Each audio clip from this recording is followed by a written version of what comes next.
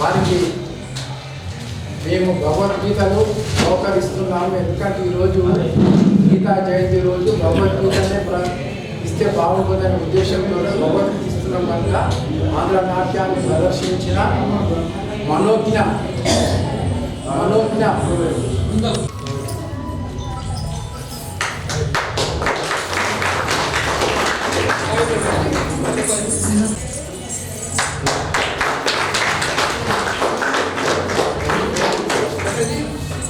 తర్వాత స్వరజ్ఞ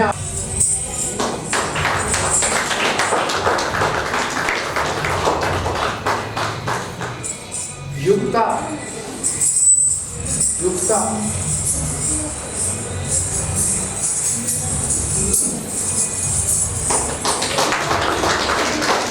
next Rachita Ram next కదా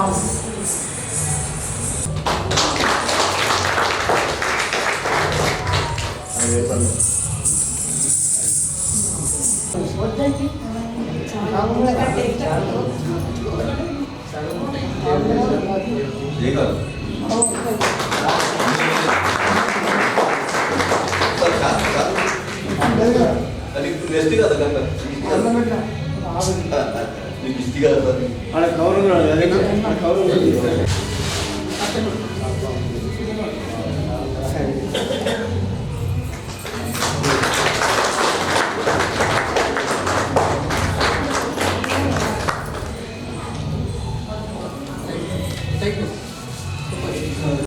ఈరోజు గీతా జయంతి కాబట్టి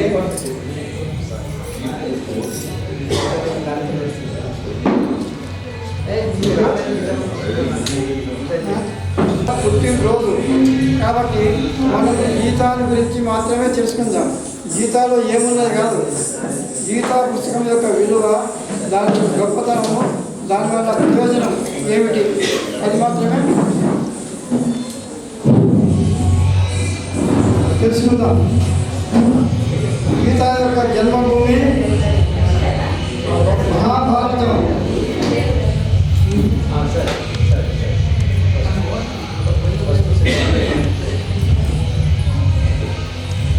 గీత ఎక్కడి నుంచి పుట్టిందంటే మహాభారతంలో నుంచి పుట్టింది. ఇది ప్రత్యేకంగా రాసింది కాదు. మరి మహాభారతంలో దీన్ని ఎందుకు ఇమిడ్చాల్సింది? మహాభారతంలో ఇది ఎందుకు పుట్టింది, దానికి కారణాలేంటి అది మాత్రమే తెలుసుకుందాం.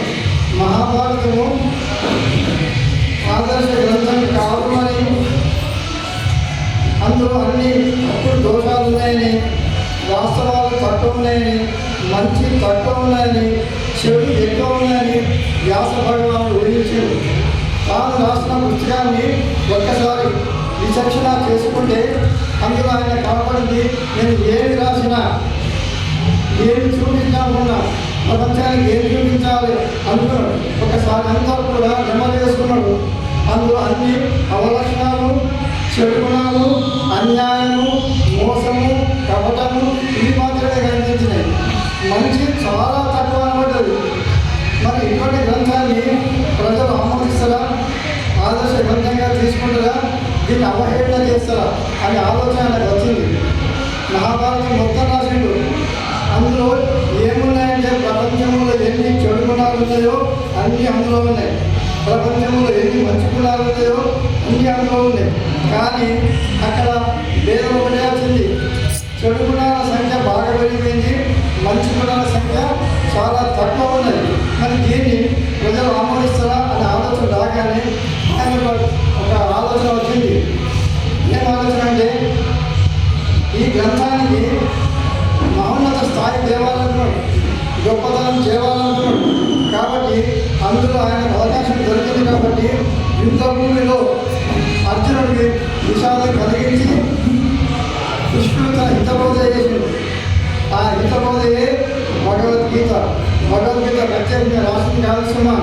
ప్రత్యేకంగా పుట్టింది కాదు. భారతంలో ఒక చిన్న అంశం మాత్రమే. మహాభారతం 1,20,000 శ్లోకాలతో కూడుకున్నదైతే ఇది భగవద్గీత కేవలం 700 శ్లోకాలు మాత్రమే ఉన్నాయి. మరి 700 శ్లోకాలు కలిసి భారతాన్ని డామినేట్ చేస్తున్నాయి. ఈ ఒక భగవద్గీత అందులో లేకపోతే భారతం లేదు. భారతం ఉన్నదంటే భగవద్గీత ఉన్నది. భగవద్గీతను ఒక్క వచనం చురుగా చిన్న వచనం చురుకతోని మహాభారతాన్ని పంచమ వేదంగా చేయబడింది. దాన్ని పంచమ వేదం ఉంటుంది. వేదంతో సమానమైంది. అంటే ఏంటి?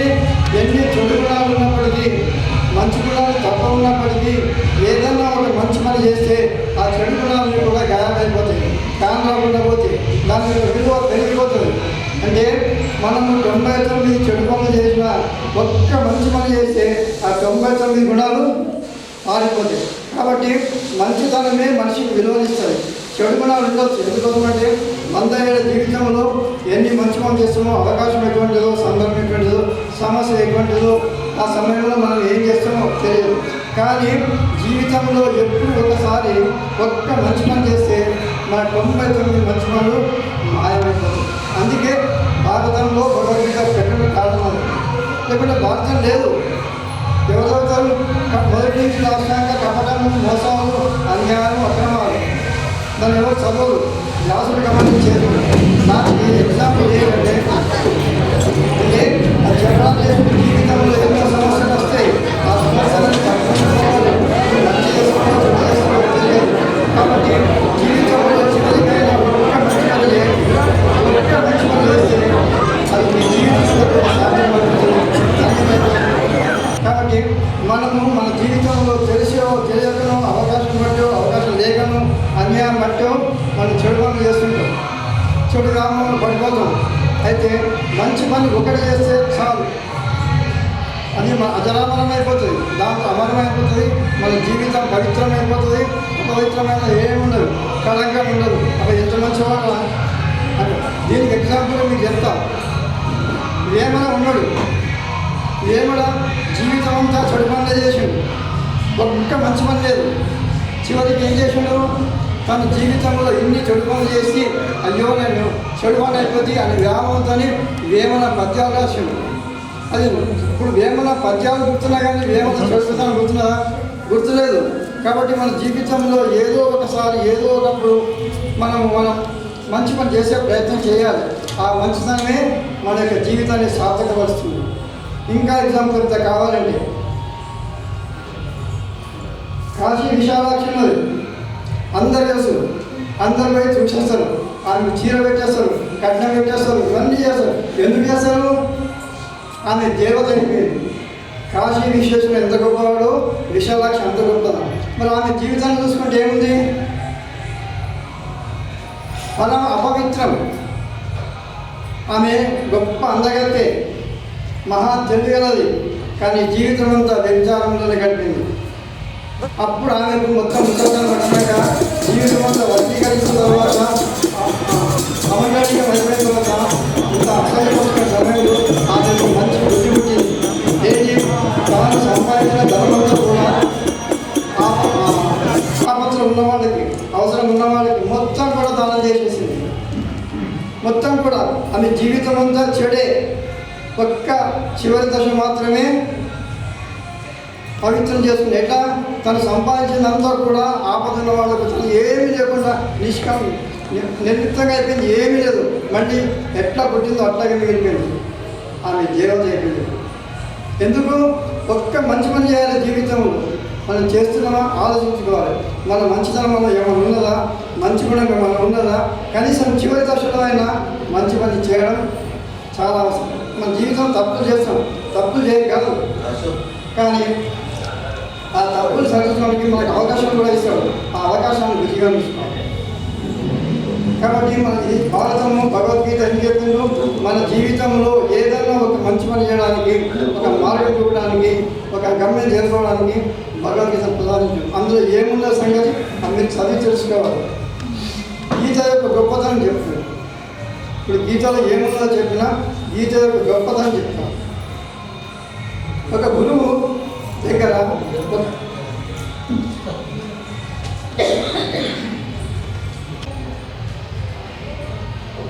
అయ్యా నేను భగవద్గీత రోజు చదువుతున్నా, నాకు ఏమి అర్థమవుతలేదు, మనసులో అర్థలేదు, ఏం అర్థమవుతలేదు, అందులో ఏమున్నదో ఏ కథమో చదివితే ఆనందం అనిపిస్తున్నాయి, కానీ నా గురువుకు ఒక్కటి కూడా ఎక్కుతలేదు, చదవాలా మానేయాలని అడిగాడు.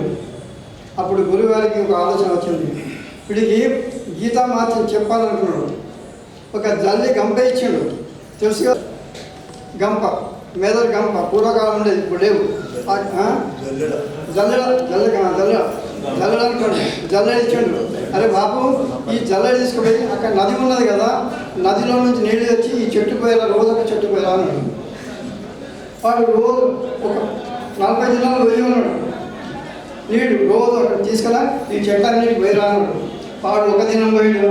అయ్యా వీడు ఒక్క చుక్క ఉండలేదు, వచ్చే చుక్కలు ఏమున్నాయి, ఒక్క చుక్క లేదు అన్నాడు. అరే పొయ్యిరా, నేను తెల్లారి పొయ్యి ఇట్లా రోజు కూడా పోయించాడు. వాడికి యాస్ట్ వచ్చింది, ఒక్క చుక్క రాదు, చెట్టు ఎండిపోతున్నది, అక్కడ నీళ్ళు మాత్రం వ్యాలిటీ ఉన్నాయి, జల్లెడ మాత్రం ఏం లేదు, మొత్తం తోవండి కాలిపోతుంది అన్నాడు. అప్పుడు గురుగారు అన్నాడు, ఏమైందా అయ్యా, నువ్వు జల్లెట జమ్మలో నీళ్ళు, అక్కడ నీళ్లు చేస్తున్నా, తేంగ తోవాడు సగం 3 వాడు పడిపోతున్నాయి, చెట్టు దగ్గర ఒక్క చుక్క మీద తెలియదు, ఏం చేయాలన్నాడు. అయితే ఇప్పుడు జల్లెడ ఎక్కడ ఉంది చూడరా అన్నాడు. జల్లెడుకున్న మైలంతా పోయింది, చల్లగా అయింది. ఎందుకోసము 10 దినాలు నీళ్ళ మునుగుతున్నది చేరుతున్నది. అయితే చల్లగా ఎట్లా మునుపడుతుందా లేదు, చల్లగా ఉన్నాను. గదేరా భగవద్గీత అర్థమైన కాకపోయినా చూస్తే నీ మనసు, నీ శరీరము అంతా కూడా చల్లగా అయిపోతుంది.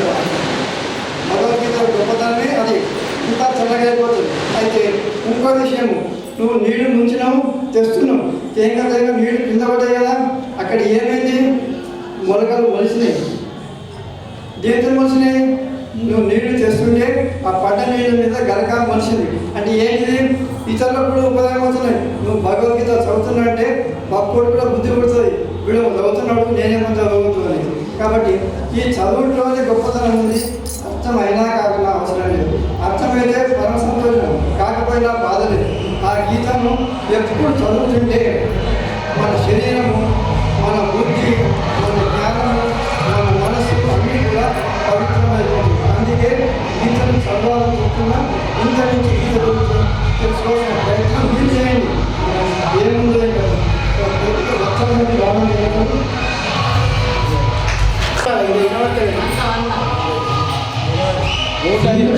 జీవిత కాలము 120 సంవత్సరాల 120 సంవత్సరాల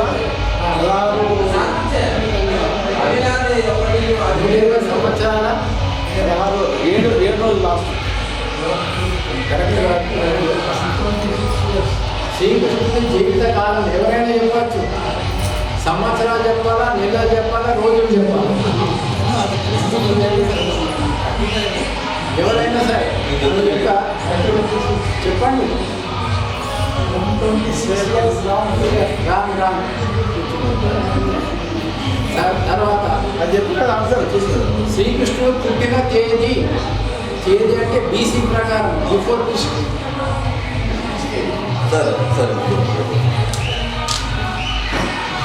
శ్రీకృష్ణుడి జన్మం చెప్తా చూడండి.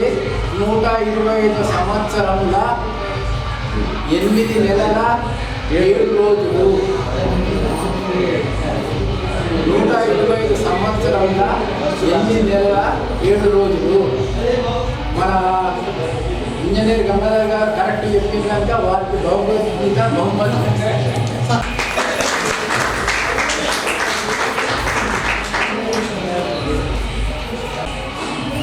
ఎప్పుడు ప్రారంభమైంది, ఎప్పుడు ముగింపు జరిగింది, ఎన్ని రోజులు జరిగింది?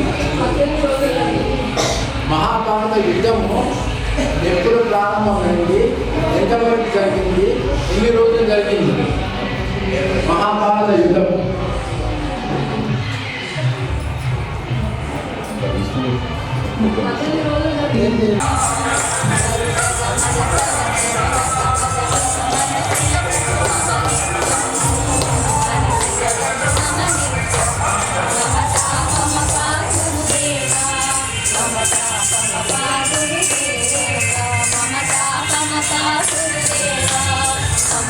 మమతా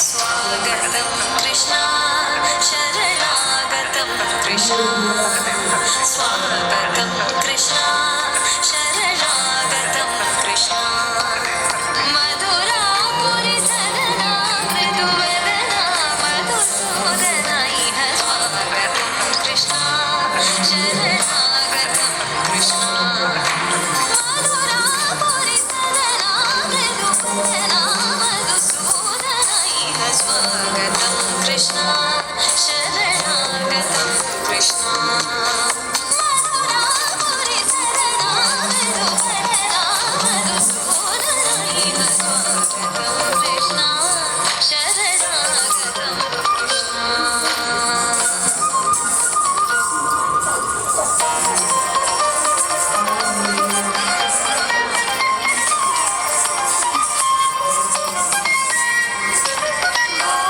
भोगदाप्तसुलभा सुपुष्पगन्धकलभा भोगदाप्तसुलभा सुपुष्पगन्धकलभा कस्तूरितिलकमहिमा कान्तनन्दगोपगन्ध स्वागतं कृष्णा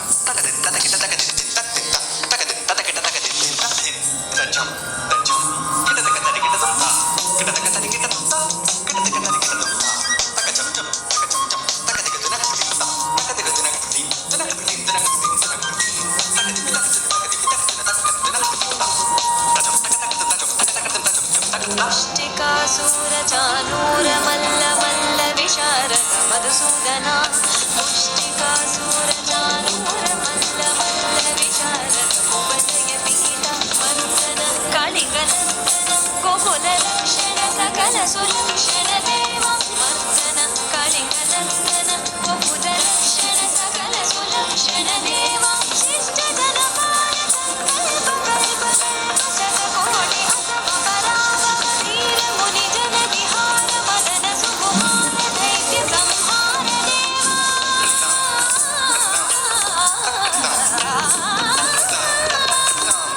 वीरमुनिजन विहार मदन सुकुमार दैत्य संहार देवा मधुर मधुर रति साहस साहस विज युवती जन मानस पूजित मधुर मधुर रति साहस साहस विज युवती जन मानस पूजित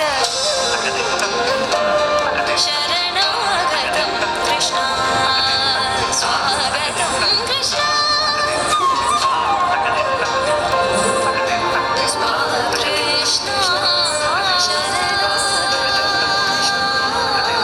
स्वागतं कृष्ण कृष्णागतं कृष्णा स्वागतं कृष्ण शरणागतं कृष्णा स्वागतं कृष्ण शरणागतं कृष्णा मधुरापुरि सदना मृदुवदना मधुसूदना इह स्वागतं कृष्णा शरणागतं कृष्ण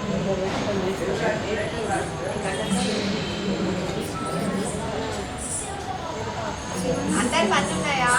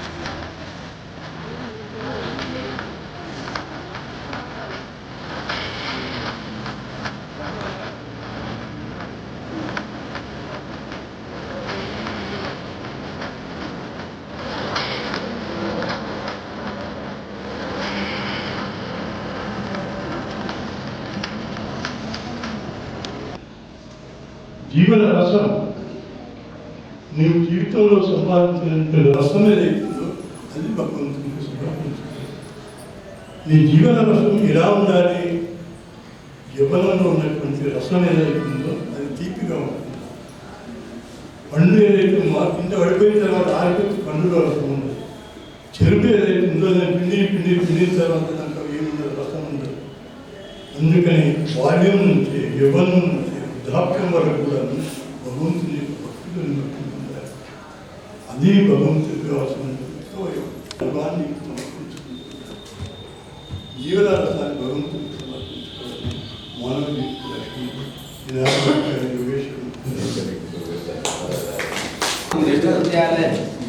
హరిప్రియ థర్డ్ క్లాస్.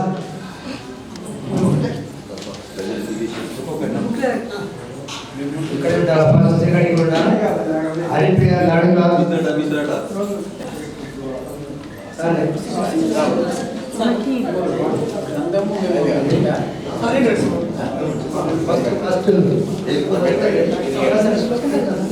రామకృష్ణ విద్యాలయం ఫస్ట్ చాప్టర్ అర్థం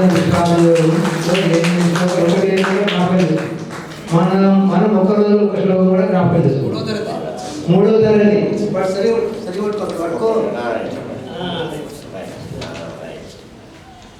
గట్టిగా చెప్పండి.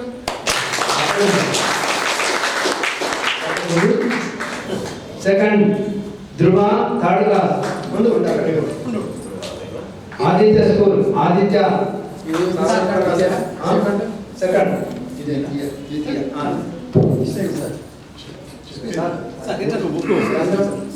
పుస్తకం బుక్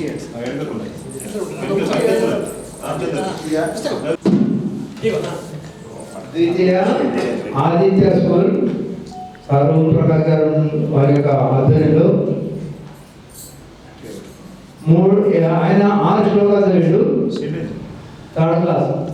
చక్కగా ఉచ్చారణ, క్లారిటీ, తప్పు లేకుండా ఒక రోజులో 6 శ్లోకాలు నేర్చుకున్నాడు. నిషిత ఆదిత్య స్కూల్ థర్డ్ ప్రైజ్.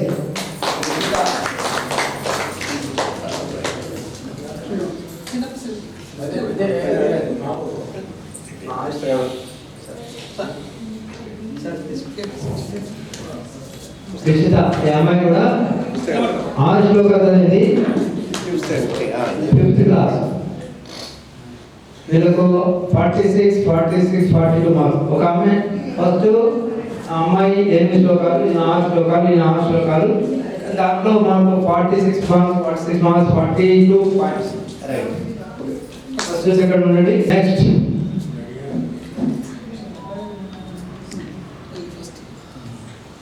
రాజ విద్య 5th క్లాస్ రామకృష్ణ విద్యాలయం.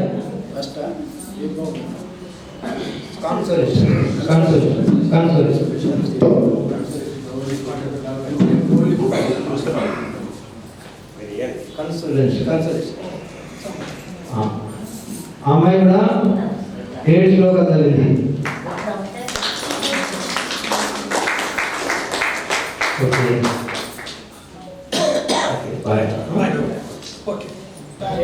ఆకాంక్ష రాధాకృష్ణ పాఠశాల ఆకాంక్ష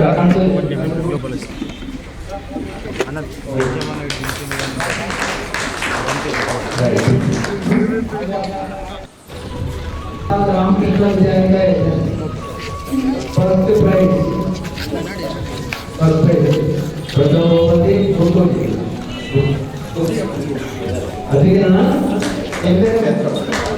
అధిక రామకృష్ణ విద్యాలయ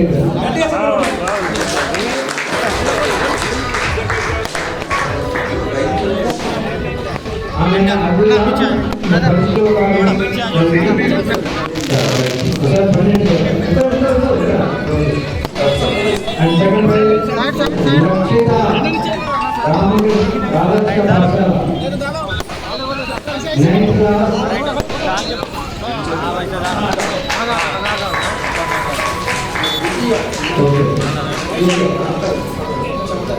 and Anya 6th class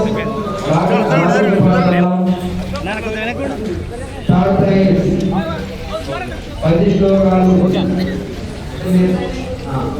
అమ్మాయి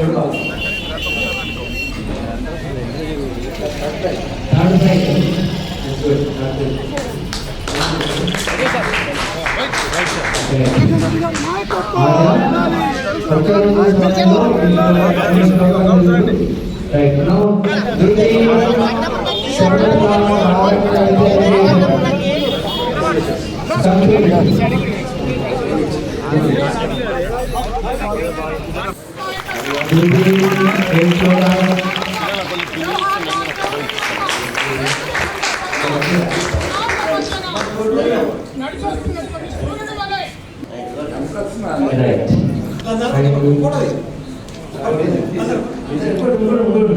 శాంభవి 6th క్లాస్ రాధాకృష్ణ పాఠశాల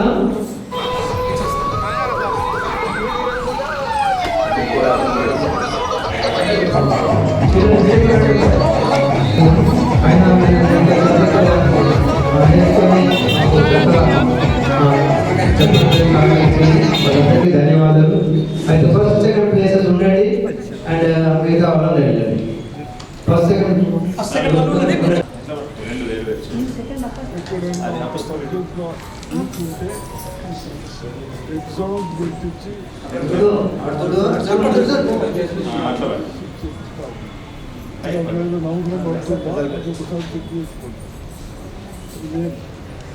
చిత్తౌదురా మత్తు వదలరా నిద్దురా మత్తు వదలరా జీవితమున సగభాగం నిద్దురకే సరిపో జీవితమున సగభాగం నిద్దురకే సరిపో మిగిలిన సగభాగం చిత్తశుద్ధి లేకపో అతి నిద్రలోనుడు తెలివిలేని మూర్ఖుడు అతి నిద్రలోనుడు తెలివిలేని మూర్ఖుడు పరమార్థం గానలేక వ్యర్థంగా చెందాడు మత్తు వదలరా నిద్దుర మత్తు వదలరా ఆ మత్తులోన పడితే గమ్మత్తుగా చిత్తవురా మత్తు వదలరా నిద్దుర మత్తు వదలరా ఉన్ననాడు నాంతవాడు లేడనుడు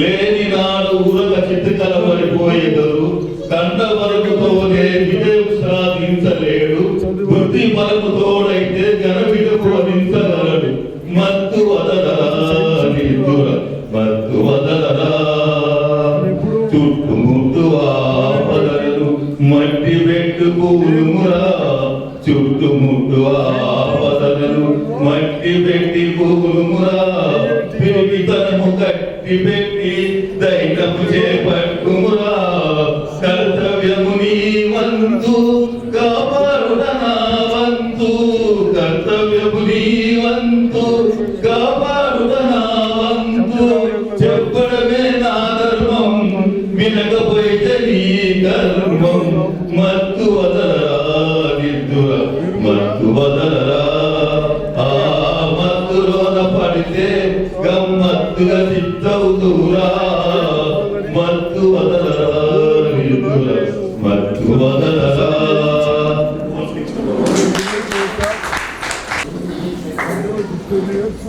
కొన్ని ప్రాబ్లమ్స్ వచ్చినాయి కానీ తర్వాత ప్రాబ్లమ్స్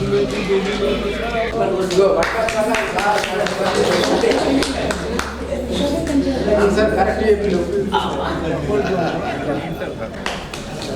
అందరు ఉండండి ఫోటోస్ అలిగిపోయేది ఏం లేదన్న అందరు నిలబడితే చక్కగా వస్తాయి. ఇప్పుడు మా యొక్క ప్రతి 7:30 గంటల వరకు సత్సంగం జరుగుతుంది. ఆ సత్సంగంలో ప్రసంగించే వారు మా దగ్గర బొడ్డు దయానంద్ గారు వారు ప్రతి శుక్రవారం 6:30 to 7:30 చెప్తారు కనుక ఎవరైనా రావచ్చు వినవచ్చు. వచ్చిన వారికి మేము పలహారం కూడా ఇస్తాం. పలహారం కూడా ఇస్తాం. ప్రసాదం కనుక ప్రసాదాన్ని స్వీకరించవలసిన కోరుతున్నాను. ఇప్పుడు ప్రిన్సిపాల్ నారాయణమూర్తి గారికి భగవద్గీత ఇవ్వబడి ఉండండి. ప్రిన్సిపాల్ ఉపయోగపడాలి, 10 మందికి ఉపయోగపడుతుంది.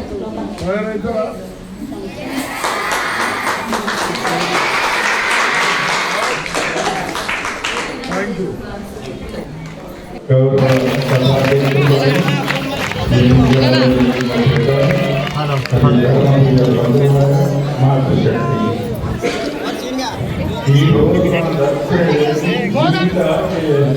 శాసనసభ్యులు 6 పథకాల హామీ గ్యారంటీ మన ప్రియతమ నాయకుడు మన స్ఫూర్తి ప్రదాత గౌరవనీయులైనటువంటి సుదర్శన్ రెడ్డి గారికి తెలంగాణ రాష్ట్ర గురుకుల విద్యాలయాల సంస్థ పాఠశాల మరియు కళాశాల తరఫున హృదయపూర్వకమైనటువంటి స్వాగతం తెలియజేస్తున్నాం సార్.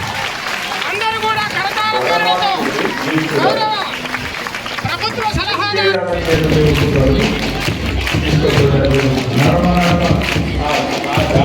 చూడండి, అది గీత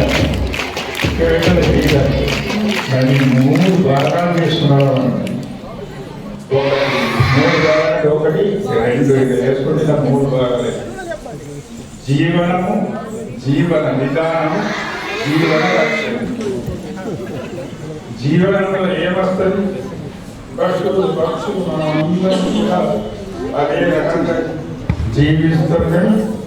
ఆ రకంగా మనం జీవించాలా, ఇంకా ముందు పోవాలంటే మనం ఆలోచించాలి. జీవన విధానం, జీవన విధానంలో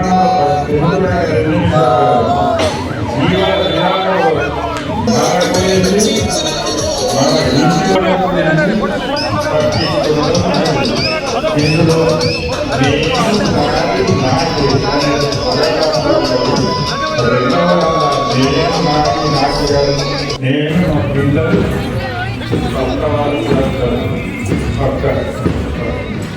జీవన లక్ష్యం మార్గం, జీవన లక్ష్యం ఆధారం గీత. ఇది పుష్టుడా గీతుడా, ఇది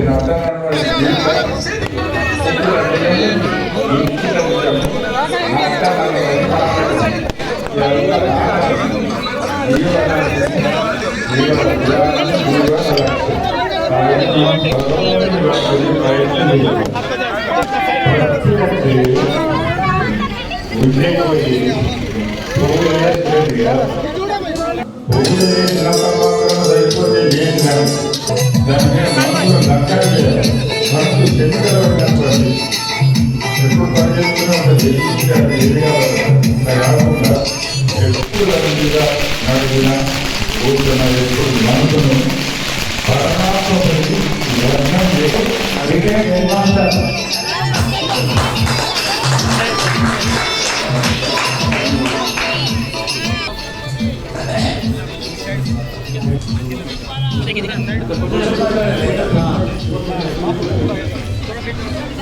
ఈనాటి ప్రపంచంలోని మానవాళికి అందించిన గొప్పనైన జ్ఞానామృతం అందించిన మానవాళికి దుఃఖాల నుంచి, భయాల నుంచి విముక్తి చేసి అలాంటి గొప్ప జ్ఞానాన్ని అందించిన సుదినం, శుభదినం, పుణ్యదినం శ్రీకృష్ణ పరమాత్మ అర్జునుడి మధ్యలో భగవద్గీత యొక్క జన్మదినం. ఈ జన్మదినానికి ఒకసారి గట్టిగా కొట్టుకోవచ్చు.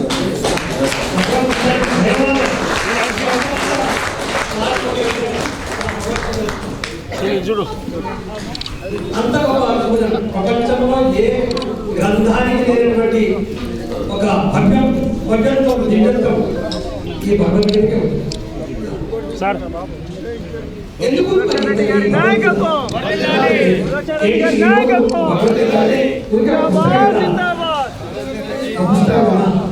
దేనికి సెలబ్రేషన్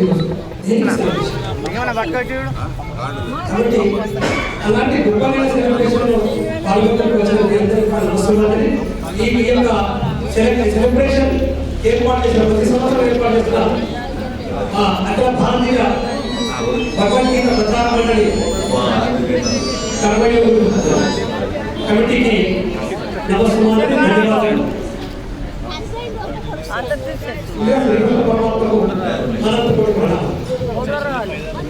అయితే ఈరోజు సెలబ్రేషన్ ఏంటంటే అంటే ఆ గీతలు ఏదైతే ఉంటావో ఒక రహస్యంగా ఉంటుందో ఆ గీతలు కనబడ్డ జ్ఞానంలో దానికి సెలబ్రేషన్.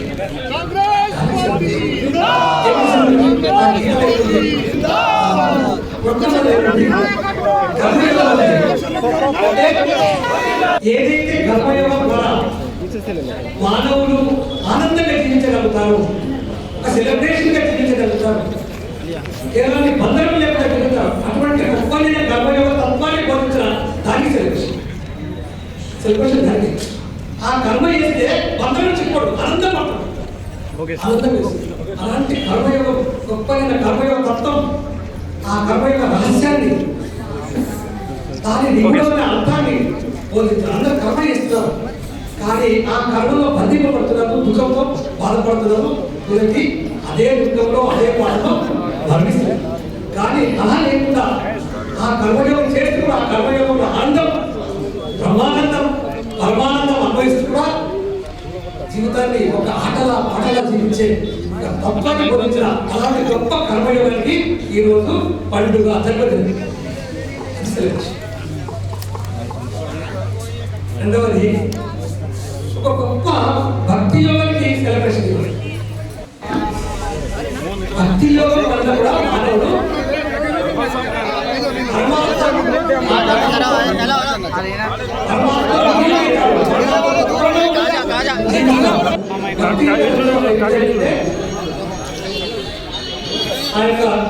జగద్గురు శంకరాచార్య భక్తి అంటే ఏం కాదు. భక్తి అంటే నీలో ఉన్న ఏదైతే ఆత్మ ఉందో ఆత్మను దర్శించడమే భక్తి. కాబట్టి అలాంటి భక్తి ఉన్నందులో విశ్వమంతా రూపమే. కాబట్టి సమస్తమైన ఏదైతే జీవులు ఉన్నాయో ఎప్పుడైనా ఆత్మ గుణాలే సర్వభూతాలే ఆడించ అమర్యంత అంత ఏదో అంతా మానవులు కాదు, జీవులు అదంతా భగవద్గీత. కాబట్టి ఏది పూజించినా ఏది భగవంతుని పూజించాలి, దానికోసం మనం అన్నింటినీ పూజిస్తాం. కాబట్టి అది గొప్పనైన ఆ భక్తి తత్వాన్ని బోధించిన ఆ భక్తి వల్ల మానవుడు ముక్తి చెందుతాడు, మోక్షం పొందాడు, ఆనందం పోరాడవుతాడు. అలాంటి గొప్ప భక్తి యోగులు మనం పూజ ఉత్తానం గారు కానీ ఏకనాథ్ కానీ మీరాబాయి గారు లాంటి వాళ్ళు కూడా భక్తిలో వదిలాడు. అలాంటి భక్తి తత్వానికి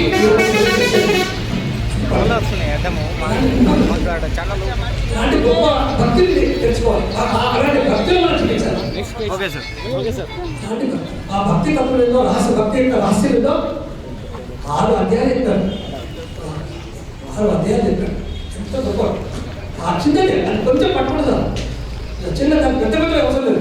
అది ఆ యొక్క రహస్యాన్ని పట్టుకుంటుందా, కర్మయోగ రహస్యాన్ని, భక్తి యోగ రహస్యాన్ని, అదేవిధంగా జ్ఞానయోగ రహస్యాన్ని. జ్ఞానం అంటే ఏదో కాదు, అందరిలో నాలో ఏ పరమాత్మలో సమస్తమైన అందరిలో పరమాత్మతో నేను శరీరం కాదు, నేను మనసు నాం స్థూల శరీరం, నాం సూక్ష్మ శరీరం, నాం కామశరీరం, ఏమాత్మ నేనే పరమాత్మ, నేనే అని ఏదైతే ఆత్మతత్వాన్ని తెలుసుకుంటున్నాడో ఆ జ్ఞానానికి సెలబ్రేషన్, ఆ జ్ఞాన తత్వాన్ని సెలబ్రేషన్. సంపూర్ణమైన ఈ 3 ఉన్నాయి. దాన్ని చేరుకునే ఏదైతే యోగం ఉందో ధ్యాన యోగం, ధ్యాన యోగం. ఆ ధ్యానం అందుకోసమే మన భగవద్గీతలో రాసుకుంటాం బ్రహ్మ విద్య, బ్రహ్మ విద్యాయా యోగ శాస్త్రే, బ్రహ్మ విద్య యోగ శాస్త్రం. అంటే బ్రహ్మ విద్య అంతా ఇదంతా కూడా బుద్ధికి సంబంధించింది, బుద్ధికి సంబంధించింది. యోగ విద్య అంతా కూడా మనసుకు సంబంధించింది. ఈ 2 విద్యలు, ఈ సమస్తమైన వేదాల యొక్క సారం, సమస్తమైన ఉపనిషత్తుల సారం ఆ చిన్న 700 శ్లోకాల్లో అద్భుతంగా చెప్పాడు అమ్మ. అలాంటి గొప్పనైన తత్వజ్ఞానాన్ని, గొప్పనైన యోగ రహస్యాన్ని, యోగ రహస్యం ఆ బ్రహ్మ అదే ఇదే రాజవిద్య, రాజయోగం. ఆ బ్రహ్మ విద్యనే రాజవిద్య, ఆ యోగ విద్యనే రాజయోగం. సృష్టిలో అన్నిటికంటే గొప్పది ఏది అంటే ఇదే. అన్నీ తెలుసుకోవడం, సమస్తంలో భగవంతుడు ఉన్నాడు, నాలో ఏ భగవంతుడు ఉన్నాడో విశ్వంలో అంతా అదే భగవంతుడు అనే ఏదైతుందో ఆత్మవిద్య బ్రహ్మ విద్య తెలుసుకుని ఏదైతుందో ఆ శాస్త్రము, అదే భగవద్గీత శాస్త్రము, దానికి సెలబ్రేషన్. దానికి పుస్తకం చాలా లోపల జ్ఞానానికి సెలబ్రేషన్. ఆ సెలబ్రేషన్ వల్ల నేను హాయిగా ఆనందంగా జీవిస్తాను. కాబట్టి ఎవరైతే చదువుతారో వాళ్ళకి జ్ఞానం వస్తుంది, ఎవరైతే ఆచరిస్తారో వాళ్ళకి ఆనందం వస్తుంది. ఆనందంలో వదలకపోతుంది ఆచరిస్తారు. కాబట్టి భగవద్గీత పారాయణ గ్రంథం ఆచరణీయ గ్రంథం. పారాయణ చేస్తే కూడా ఫలితం లేదు. ఆ శ్లోకాలు చదువుతారో శోకం పోతుంది. శ్లోకాలు చదివిన వాళ్ళందరికీ శోకం అవుతుంది, దుఃఖం పోతుంది. దుఃఖం అనేక రకాల దుఃఖాలు. ఉదయం లేచి నుంచి పడుకునే వరకు ప్రతి చిన్న చిన్న విషయాన్ని అయ్యో బాధ, ప్రతి చిన్న విషయం దుఃఖం కలిగించలే ఉంటుంది. కానీ లోపల ఒక బాధ, ఒక మనసులో ఒక విరతి, ఒక లోటు, అదే బాధ. ఆ బాధ పోతుంది. భగవద్గీత చదివితే ఆ బాధ పోతుంది. ప్రతి శ్లోకం అందుకోసమే మనకు ఈ మన గాంధీ మహాత్ములు కానీ, ఐన్స్టీన్ కానీ, లేకపోతే ఏపీజే అబ్దుల్ కలాం కానీ గొప్ప గొప్ప భగవంతులు కూడా వాళ్ళు భగవద్గీత చదివి మేము మా సమస్యలకు పరిష్కారం పొందినాము, మా దుఃఖాన్ని పోగొట్టుకున్నాము. భగవద్గీత ఒక చీకట్లో వెళ్తే ఒక లైట్ లాంటిది, మన జీవితంలో ఒక ప్రకాశం. మనం అందరం కూడా వాస్తవం ఏముంది? భగవద్గీత ఎవరితో స్టార్ట్ అయితే బాబు, ఎవరితో ప్రారంభమైంది? ధృతరాష్ట్రం పోతాం. ఎవరు మనమే, మనమందరం ధృతరాష్ట్రమే, మనమందరం గుడ్డి వాళ్ళమే. ఇది అనుకుంటూ వెళ్తున్నాడు కాదు. మన జీవితం అంతా అజ్ఞానం నడుస్తుంది. గుడ్డి వాళ్ళంటే అజ్ఞానం నడుస్తుంది అంతా. ఏదైతే సత్యం ఉన్నదో ఆ సత్యమును పక్కన పెట్టి అసత్యములు, ఇదంతా అసత్యం, ఇదంతా కనిపించేది అసత్యము. ఈ యొక్క రెండో అవిద్య అజ్ఞానం. ఏదైనా అవిద్య, ఇదైతే కనిపించేదంటుందో ఇది సత్యం, ఇదేదో ఇది విద్యార్థులో ఇదంతా అవిద్య. ఏదే అజ్ఞానం, ఈ శరీరమే శాశ్వతంలో కూడా చేస్తారు. ఇది కాదు, ఇది ఒకరు విడిచిపెట్టుకోదు. ఇది కాదు. నేనేంటిది? స్థూల శరీరం కాదు, సూక్ష్మ శరీరం కాదు, కారణ శరీరం కాదు. నేనేంటిది? ఆత్మస్వరూపుడు. నేను నిత్యుడు, శాశ్వతుడు, సనాతనుడు, అవ్వేయుడు. నేను చిరంజీవి. నేను ఎప్పుడు ఉంటాను? నేను అక్కడ భగవంతుడిని, ఇక్కడ జీవుడిగా వచ్చాను. అక్కడ పరమాత్ముడు. ఆ లోకం నుంచి ఇక్కడికి వచ్చాము. ఎందుకు వచ్చాము? పాఠాలు నేర్చుకుని. ఈ ప్రపంచం అంతా ఒక పాఠశాల. పాఠాలు నేర్చుకుని వచ్చాము. మన గమ్యం ఏంది? మేము అంశాత్మక వచ్చాము, పూర్ణాత్మ వేద్దాం. మనం అందరం ఏంటి? ఆ సత్యలోకం నుంచి ఇక్కడికి వచ్చాము. ఇక్కడ అంశాత్మగా వచ్చాము. మమైవాంశో జీవలోకం అంశాత్మలు వచ్చాము. ఆయన యొక్క అంశమే. ఇక్కడ మనం ఎవరైనా పూర్ణాత్మగా ఎదుర్కోవాలి. పూర్ణాత్మక అంటే పూర్ణ పురుషుడిగా వెళ్ళాలి. పురుషోత్తముడు ఎదగాలి. పదే పదే పురుషోత్తముడు ఎదగాలి. అందుకోసం వచ్చాము. పురుషుడిగా వచ్చిన పురుషోత్తముడిగా ఎదుర్కోవాలి. అజ్ఞానిగా జన్మించడం తప్పు కాదు, అజ్ఞానిగా చనిపోవడం తప్పు. అజ్ఞానంతో సుజ్ఞానిగా మారి అడగలం. సత్యంలోకి నుంచి వచ్చాము, మళ్ళీ సత్యంలోకి వెళ్ళాలి. అప్పటివరకు మన జీవనం పునర్విజనం పునర్మరణం. కాబట్టి ఆ విధంగా ఆ సత్యలోకానికి వెళ్ళడానికి ఒక మంచి రహదారి, సిమెంట్ రహదారి, డంబర్ రహదారి. అలాంటిది మా యొక్క భగవద్గీత. దాన్ని ఆచరిస్తాం. నేను పారాయణ చేస్తాను. పారాయణ చేసి కూడా ఫలితం. మీరు ఒక్కొక్క అధ్యాయాన్ని పారాయణ చేస్తే కూడా భౌతికమైన ఫలితం ఉంది. ఎందుకు ఊరికే ఏదో వస్తుంది? ఆ బాబా దగ్గరికి ఆ తాకి ఒక్కసారి ఒక అధ్యాయం రండి. ఏ బాబా దగ్గరికి వెళ్ళి అసలు ఏ దగ్గరికి వెళ్తుంది దేని దగ్గర దానికి ఒక్క అసలు ఆ అధ్యాయం నిరంతరం పారాయణిస్తారు. రోజు 11వ అధ్యాయం సమస్త దుఃఖాలు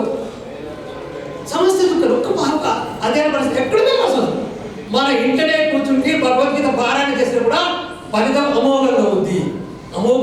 దుఃఖాల నుంచి బయటపడతాం, సమస్య నుంచి బయటపడతాం, భయాల నుంచి బయటపడతాం. భయం మరణం అంటే మరణం. ఇక్కడ ఈ డ్రెస్ ఇక్కడికి వచ్చినప్పుడు ఈ డ్రెస్ వేసుకుంటాం. మా ఇంటికన్నా కొనేస్తాడు. ఇక్కడ ఈ శరీరం అవసరము, ఆ ఈ శరీరం అవసరం లేదు.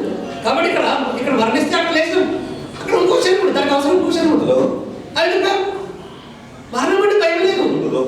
ఆత్మకు మరణం లేదు. ఆత్మ అమరుడు. శరీరంకి మరణం, శరీరం చావుంటు కాదు, మిగతా లేదు.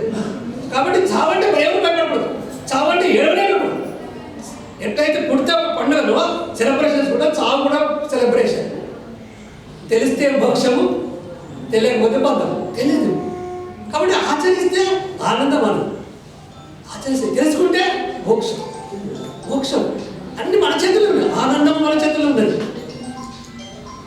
దుఃఖం మన చేతుల్లో ఉంది. కాబట్టి ఆనందంగా జీవితం, తెలుసుకొని జీవితం, ఆచరిస్తూ జీవితం. ఒకవేళ పారాయణ చేద్దాం అనుకున్నా ఒకసారి పారాయణ ఏంది? ఇదంతా కూడా ఇక్కడ మనం నేర్చుకుంటా ఇది అపరావిద్య. వేదంలో చెప్తారు అపరావిద్య, అది పరావిద్య. పర ఆయనం అంటే అక్కడికి మనం వెళ్ళాలి. ఆయన అంటే మనకు జర్నీ ఎక్కడికి అక్కడికి ఆ సత్య లోకానికి మనకు ప్రయాణం. దాన్ని పట్టుకుంటే ఎట్లయితే మనం చీకట్లో పట్టుకున్నానంటే ఒక ముసలాయన చీకట్లో వెళ్ళాలంటే ఆయన రెండు ఒకటి లాంగ్ ఉంది, రెండోది కట్ట ఉంది. భయం ఉందా? కర్ర ఉన్న చేతిలో ఒక చేతిలో బ్యాటరీ ఉంది. ఎందుకు భయపడతారు? అదేవిధంగా మన జీవితంలో కూడా భక్తి ప్లస్ జ్ఞానం రెండు ఉంటే భయపడతాం. భక్తి కర్ర, జ్ఞానము లైట్.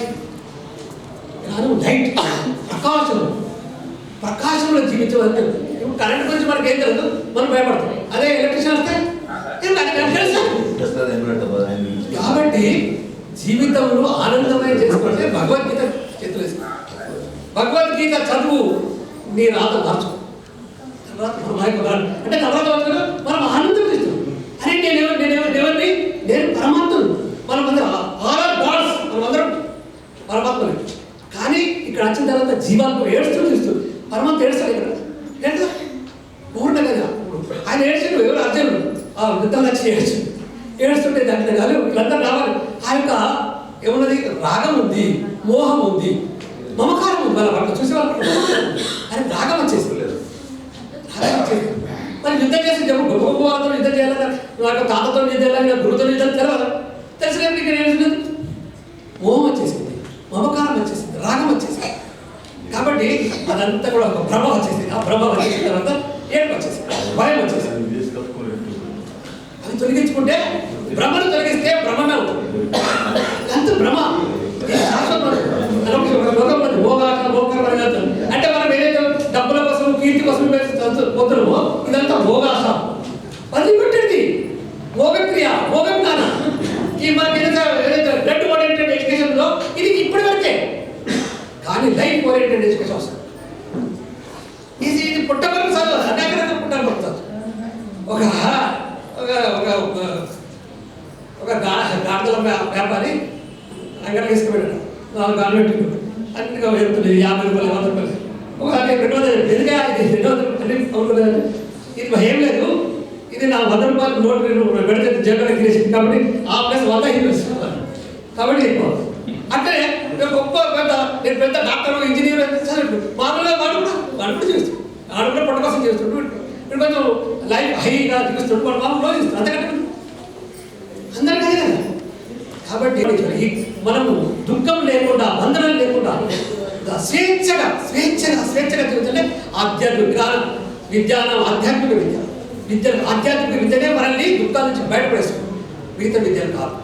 ఆ విద్య అంతా బ్రహ్మ విద్య, ఆధ్యాత్మిక విద్య భగవద్గీత.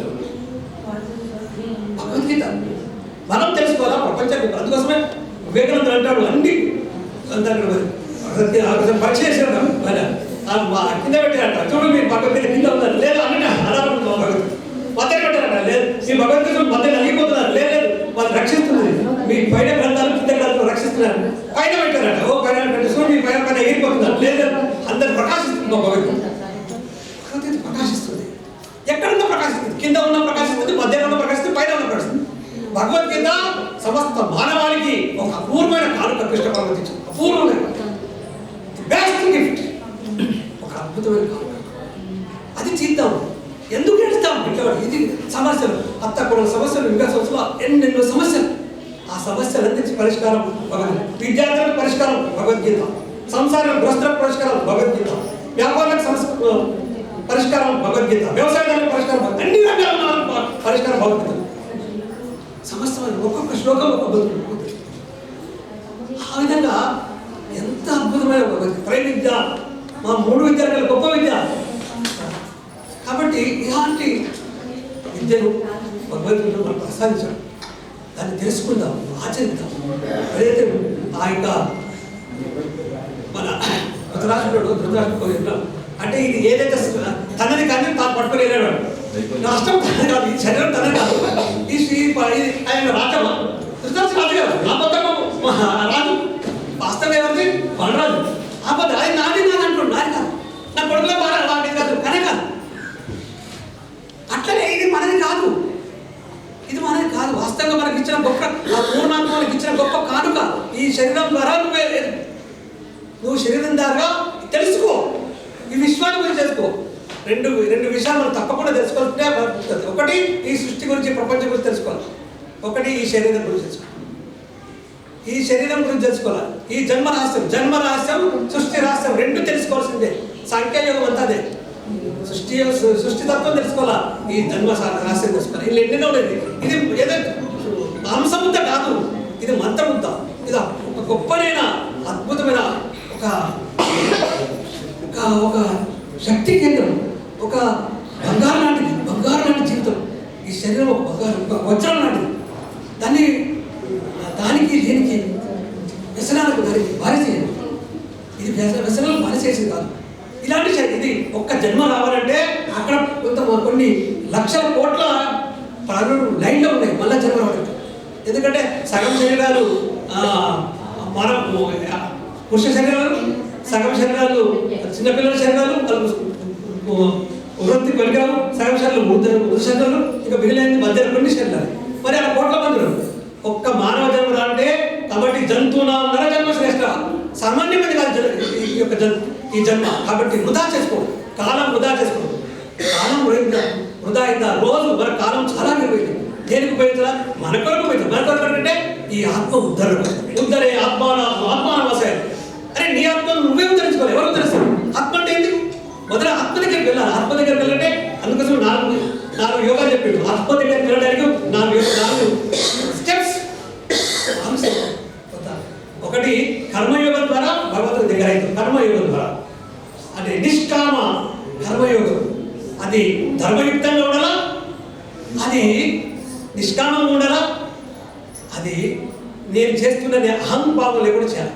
నేను చేస్తున్నా ఆ కర్తృత్వ భావన, భోక్తృత్వ భావం లేకుండా కర్మం చేసినప్పుడు భగవంతుడి దగ్గర కర్తృత్వ భావం ఉండదు, భోక్తృత్వ భావం ఉండదు. అది ధర్మయుక్తం కదా, అది పరమాత్మ సమర్పితంగా ఉండదు. అలాంటి కర్మయోగం చేస్తే నువ్వు భగవంతుడి దగ్గర. అదేవిధంగా భక్తి కూడా పరమాత్మ పరిపూర్ణమైన భక్తి. అంటే కేవలం ఇది కాదు. భక్తి అంటే పూజ పాటు కాదు, అది భక్తిలో మెట్టు మాత్రమే. పూజ కోటి సమం స్తోత్రం, స్తోత్రం కోటి సమం జప, కోటి జప సమం ధ్యానం, ధ్యానం కోటి సమం ధ్యానం. ఒక్కొక్క మెట్టు. కోటి పూజల కంటే ఒక స్తోత్రం ఒకటి, కోటి స్తోత్రాల కంటే ఒక జపం ఒకటి, జపం కంటే ఒక ధ్యానం ఒకటి, కోటి ధ్యానం కంటే ఒక లయం ఒకటి. కాబట్టి ఆ విధంగా మనం యొక్క ప్రయాణం కూడా ఆఖరికి జ్ఞానం. జ్ఞానం అంటే ఈ శరీరం నేను కాదు, ఈ సృష్టి అంతా కూడా సృష్టికర్త. ఈ సృష్టికర్త మనం సృష్టిని పట్టుకుంటున్నాం, సృష్టికర్త మర్చిపోయాం. సృష్టికర్త ఇదంతా ఎవరు సృష్టించారు? సృష్టికర్త. ఆయన ఎవరు తెలుసు? మనకి ఎట్లయిపోయిందంటే మన సంతానం మన అంతా కూడా తండ్రి ఒప్పుకుంటాం కానీ తండ్రి చెప్పింది పితాత్వం అంతే, పితాకా నేను అంతే. మా తండ్రే కానీ నాన్న కాదరా బాబు ఇక్కడ బాబు కూర్చో. పితాకం అంతే, పితాకా నేను అంతే. పరమాత్మకు అంతే, పరమాత్మకా నేను అంతే. పరమాత్మక విషయ గీత అది తెలుసుకుందాం. లోపల ఆయన చెప్పింది ఇది అంతా ఆయన సృష్టి. ఆయన నువ్వు పూజిస్తున్నావు, భగవాన్ నాకు ఇది ఇస్తున్నావు, అది ఇస్తున్నావు, దర్శనం పూజించాల్సిందే, టైం చెప్పాల్సిందే, హృదయం చెప్పాల్సిందే. కానీ ఆయన దానితో పాటు ఎట్లయితే ఒక వస్తువు ఎలక్ట్రానిక్ వస్తువు కొంటే ఒక మాన్యువల్ ఇస్తాడో శరీరంతో పాటు కొన్ని ధర్మాలు ఇచ్చాడు, విశ్వధర్మాలు. ఆ విశ్వధర్మాల యొక్క సారమే భగవంతుడు. అది మాన్యువల్, మనిషికి మాన్యువల్. నువ్వు ఎట్లయితే ఉపయోగిస్తే ఎట్లయితే నీకు కొన్న వస్తువు కారు కానీ ఏదైనా అలా పెట్రోల్ వచ్చింది, డీజిల్ పోసినావు, డీజిల్ గ్యాస్ పోసినావు, వెళ్ళిపోతుంది. అట్లనే మానవ జీవితం ఎట్లా ఉపయోగించకపోతే మన జీవితం దుఃఖము, నరకం అంటే గీత చదివితే ఆనందంలో ఉంటాం, దుఃఖంలో చూడటం ఎక్కడ లేదు. ఆనందం మన లోపలే ఉన్నది. మనం సరియైన ఆలోచనలు, సరియైన దృక్పథాలు, సరియైన వాక్కులు కూడా సరైన ఉండాలి. ఎట్లంటే పట్టుకోవడం యుక్తాహార విహార యుక్త చేసిన యుక్తమైన మాటలు, అయుక్తమైన మాట పట్టకూడదు. యుక్తమైన ఆహారం, అయుక్తమైన ఆహారం తీసుకోకూడదు. యుక్తమైన కర్మలు, అయుక్తమైన కర్మలు చేయకూడదు. కాబట్టి సాత్విక ఆహారము, మితాహారము, కాబట్టి ఆ తర్వాత నిరాహారం. మిత భాషలో సత్య భాషలో మౌనం. సత్య భాషను మాట్లాడు, సత్యంగా మాట్లాడు. మిత భాష తక్కువ మాట్లాడు, ఆ తర్వాత మౌనం. అన్నది వీళ్ళు కాబట్టి మనం భగవద్గీత చదువుదాం, మన జీవితాన్ని ఆనందంగా చేసుకుంటాం. ఇంత చక్కగా మీరు సమయం తీసుకుని మీకు చాలా చాలా ధన్యవాదాలు. శతకోటి నమస్కారం. కోశాధికారి లక్ష్మీనారాయణ గారు చెప్తారు.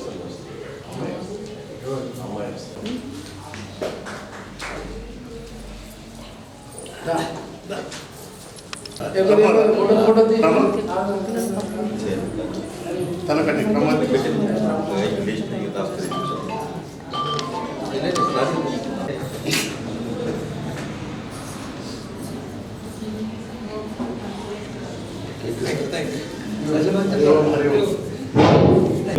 తెలియజేస్తూ ఈ కార్యక్రమం ఇంకో ముగిస్తారని కోరుకుంటూ బయట భోజనంగా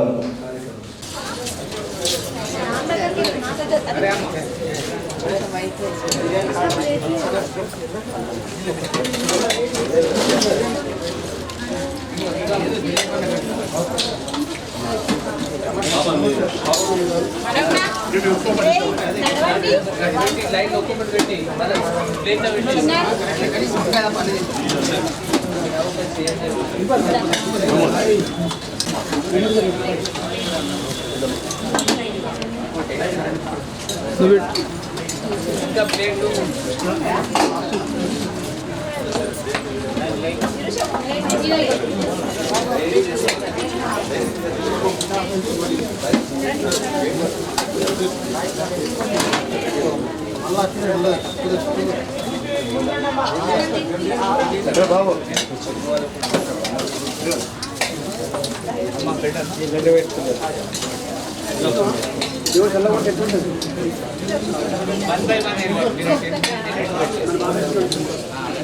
ఒక్క 2 నిమిషాలు అవుతుంది, ముందు పోతారు. మనకి రాగండి డాన్సర్స్.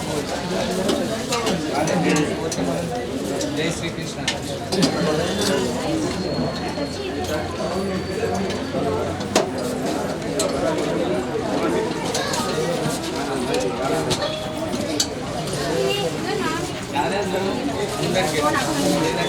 లేడీస్ పంపించారు.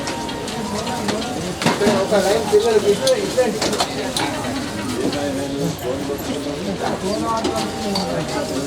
లేడీస్ రండి అమ్మ, చేస్తే కుట్టి కదా లేడీస్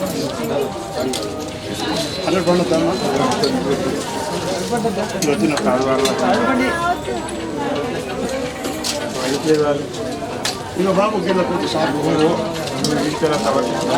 సార్ కేసు ఏమైనా బాబు చెప్పు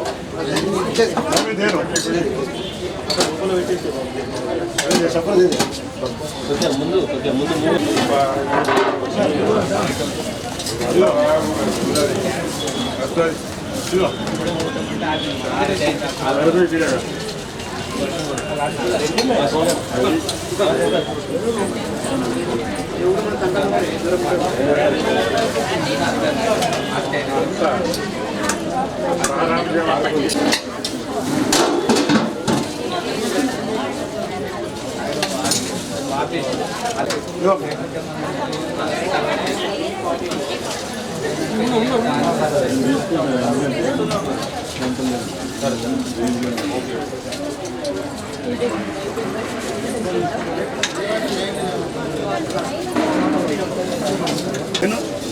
నీకే లేదు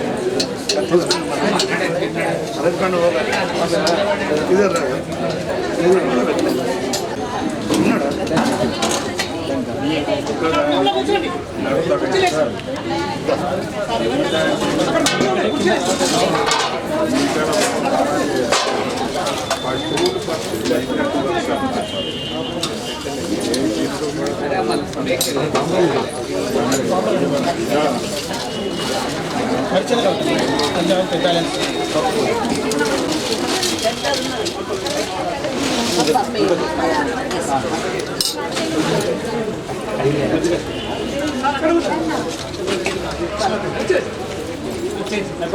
नमस्कार नमस्कार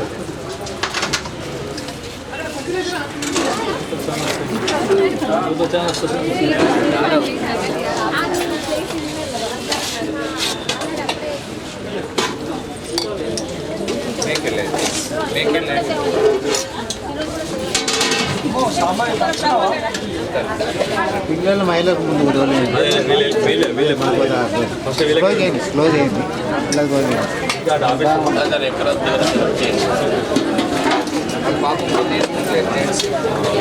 ఎక్కడ అన్నం పెట్టి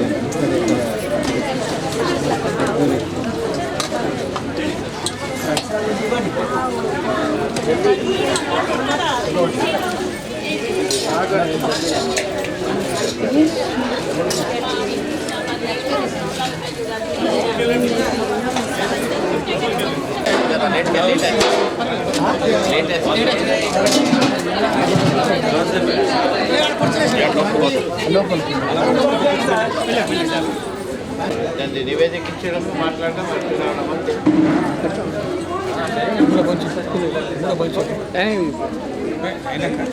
బాగానా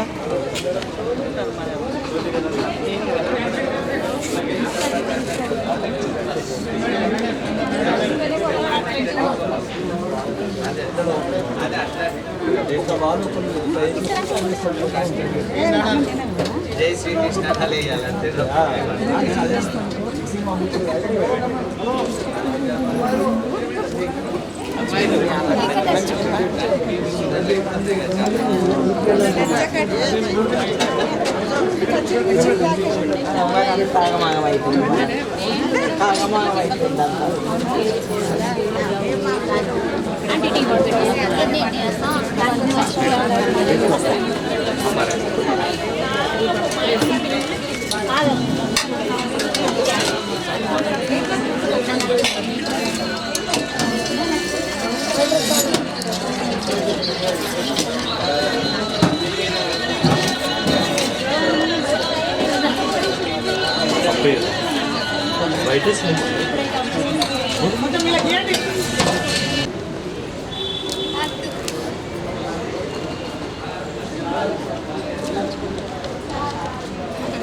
నేను ఇమ్మని వాళ్ళది ఇమ్మన్నారు నేను ఇమ్మని కావాలని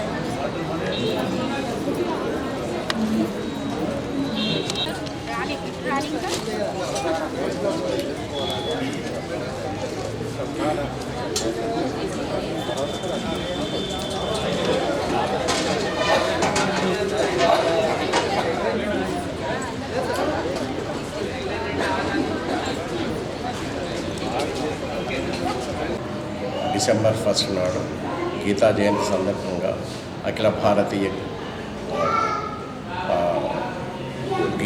భగవద్గీత ప్రచార మండలిలో గీతా జయంతి జరిగింది. ఈ సందర్భంగా చాలామంది భక్తులు హాజరై దీన్ని దిగ్విజయంగా చేశారు.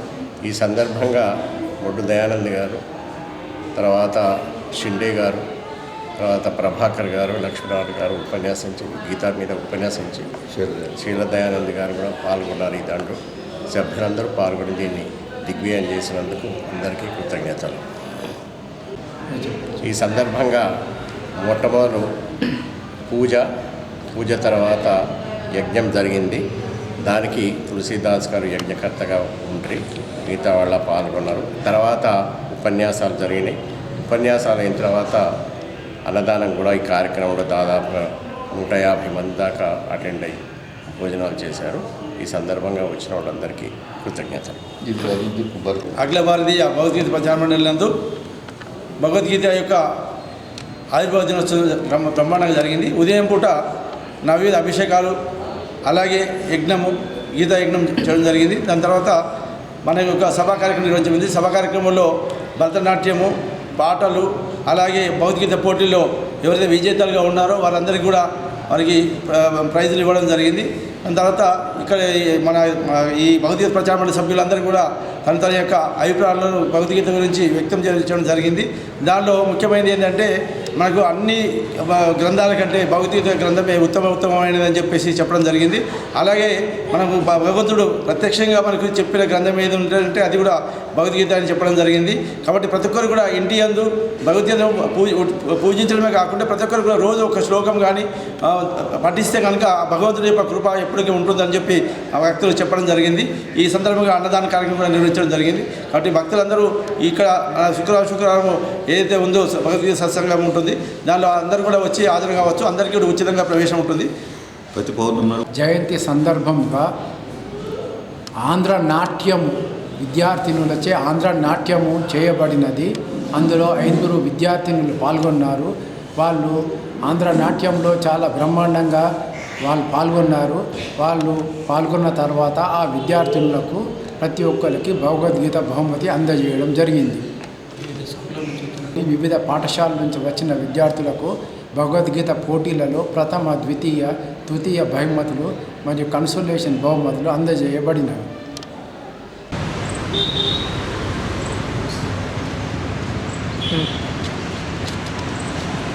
చెప్పు.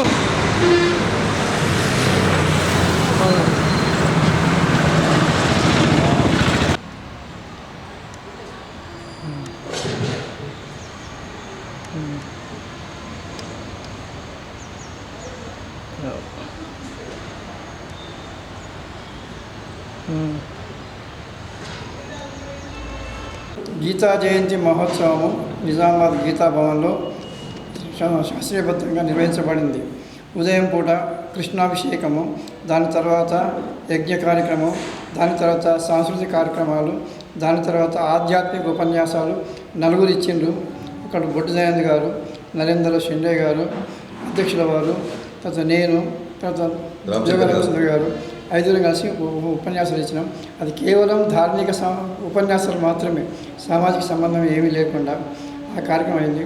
తర్వాత ఎవరైతే గీతా పోటీలో విజేతలైనరో వాళ్ళందరికీ first prize, second prize, consolation praise ఇవ్వడం జరిగింది. దాని తర్వాత అందరికీ భోజనాలు పెట్టేసి అందరికీ శాస్త్రీయబద్ధంగానే చట్టబద్ధంగానే శాకాహారం మాత్రమే సప్లై చేయబడింది. దాని తర్వాత ముగింపు కార్యక్రమం, కోశాధికారి ధన్యవాదాలు కార్యక్రమం చెప్పిన తర్వాత ముగింపు కార్యక్రమం జరిగింది. అఖిల భారత గీతా ప్రచార మండలి ఆధ్వర్యంలో గీతా జయంతి మహోత్సవం చాలా అద్భుతంగా జరిగింది. దాదాపు 200 మంది ఇక్కడ పాల్గొనడం జరిగింది. అందులో ఉపన్యాసాలు, ముఖ్య వక్తలకు ఉపన్యాసాలు, తర్వాత గీతా పోటీలు, చిన్నపిల్లలకు గీతా పోటీలు జరిగినాయి. చాలామంది పిల్లలకు మొదటి బహుమతి, రెండవ బహుమతి, మూడవ బహుమతి, కన్సోలేషన్ ప్రైజ్ ఇచ్చినాము. ఈసారి మేము మొదటి అధ్యాయము అర్జున విషాద యోగంతో స్టార్ట్ అయ్యి ప్రతి సంవత్సరం కూడా ఇదే విధంగా గీతా పోటీలు నిర్వహించాలని అనుకుంటున్నాము.